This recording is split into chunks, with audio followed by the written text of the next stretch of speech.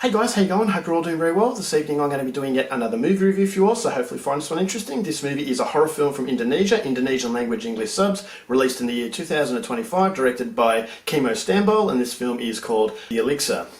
So The Elixir is about this family that have run this business for a very, very long time. It's a company that kind of specialises in pharmaceutical brands, but we've got this new drug that has come onto the market, and so they're responsible for this and they're very excited about how this is going to go in the future. But unfortunately, when the family get together at this luxurious property in the middle of nowhere, they realise that this drug has a terrible side effect that causes people to go absolutely insane with an absolute rage. And so the situation has gone from bad to worse, and very soon it's a fight for survival, and whether or not this family survive is something you're going to have to find out for yourself, because that's as far as I'm going with my synopsis. Now my thoughts on The Elixir. When I heard that Kimo Stambol was making a zombie horror film, or a zombie style horror film, I thought this is a movie I definitely have to go and see. I saw that it was on Netflix, I saw the trailer, and I thought, alright, it looks very interesting. Now Kimo Stambol is a household name as far as Indonesian horror is concerned. So Kimo Stambol and Timo Tjahjanto, and also Joko Anwar, are really leading the way as far as Indonesia is concerned. It's selling Indonesian horror to the world. But Kimo Stambol and Timo Tjahjanto used to actually team up, and they were known as the Mo Brothers. And the Mo Brothers have actually delivered some very memorable horror films. So Kimo Stambol and Timo Tjahjanto, they've gone their separate ways. Even Timo Tjahjanto has actually gone into Hollywood. And so that was actually a sign of how recognised this guy is. And Kimo Stambol has made some fairly interesting films, but coming into a zombie horror film, I thought this is something I hadn't seen from this guy, so I thought, what was it going to deliver? I had my hopes that it was going to be absolutely fantastic, but I had my hesitations based on the fact that it was a generic looking trailer, something that I have seen before, but what was it going to deliver? Was it going to deliver at least an entertaining ride? And after watching The Elixir, I will say that it is a very entertaining ride, but unfortunately a very generic ride, which is something I'll go into a little bit later. But what I liked about this film is that it is very, very violent.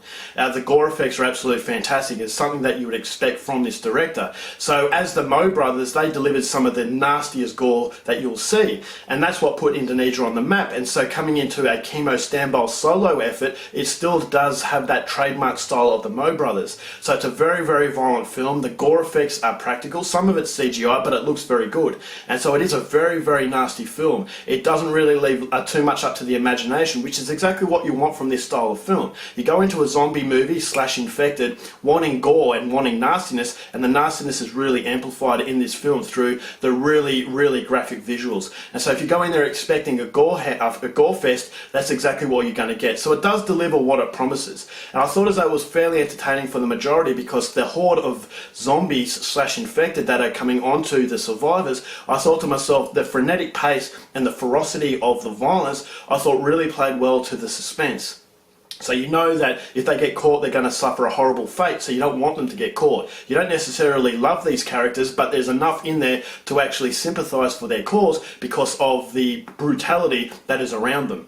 And so when they're seeking refuge, it's getting smaller and smaller, the claustrophobia is there. So that sense of impending doom is always around the corner, which is what kept my interest. So the makeup effects were absolutely fantastic. The zombies / infected in this movie looked really nasty. And so the whole nastiness is ever present in this movie, and so the tone is actually very consistent. The script isn't great, but at least it was very consistent. It wasn't trying to be funny, it wasn't trying to alleviate the mood in a way that it felt completely out of place. It still stayed true to what it wanted to be. As I said, that nastiness is ever present, and I thought as though the characters had a sense of foreboding doom. It was around every corner was just a real depravity, and so that was something that I really liked. It stayed true to the tone, and it never tried to be something that it wasn't, and so that was something that I could really appreciate. The acting performances weren't bad.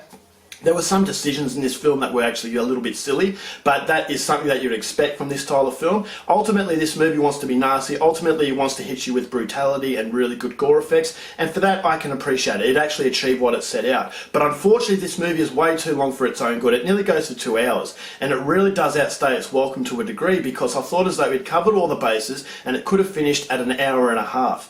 And so this is the problem, is that it goes on and on, but unfortunately there's not enough content in there to actually maintain your interest. So you've got these zombies attacking these people, they're tearing people apart, but after a while you start to get them a little bit desensitized to that, and you realise that the movie doesn't really have a lot more going on for it. I thought the storyline with this family, the structure of this family, I didn't really care as much. I always wanted to get to the zombie / infected parts. I never really cared for the human emotional parts of this film because the character development is not gone into enough.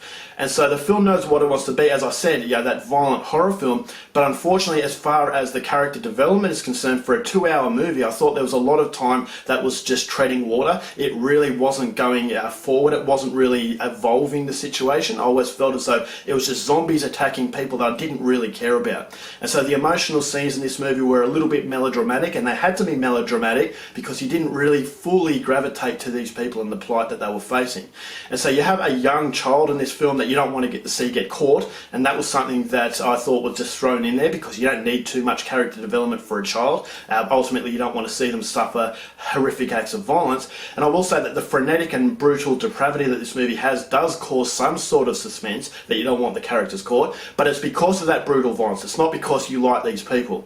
And so that was the ultimate issue I had with the film, is that the character development for a 2-hour movie, it could have had a little bit more attention put onto it. Maybe have the horror set pieces take a back seat for the first, say, quarter of the movie and allow you to fully gravitate to these people, but it doesn't want to do that. And so the movie does have horrible violence, but after a while you do become desensitized to it and you realise that it's a one-trick pony, basically, that it doesn't have a lot more going for it and it's too long for its own good. And so that was the main issue I had with the movie. The movie is generic in the way it tells its story. You've seen this sort of thing before. They make stupid decisions for the continuation of the film, and so you have to make allowances for that. And it is, as I said, a very generic zombie horror film, but it's a horror film that's done well as far as gore is concerned. But if you're after something other than gore and really good makeup effects, then the Elixir will have you wanting a lot more. So overall, it's not a great film. It is a movie to marvel at as far as brutal violence is concerned, but it's way too long for its own good. It doesn't really go into the emotional depths of what makes a horror film really good, and therefore I never really gravitated to their plight. Therefore, I come away from this movie a little bit disappointed in the fact that I thought as though it could have been so much more. So overall, for the Elixir, if you are a fan of zombie horror, go out there and see it. It has some really good gore, really good makeup effects. The zombie / infected look really, really good. But apart from that, I couldn't help but feel as though it was a very shallow experience. And so overall, going to give the Elixir 2.5 stars. Not terrible, but not great. Alright guys, that's it for my review. Hope you enjoyed it. Till next time, keep watching movies, and I'll see you later. Bye.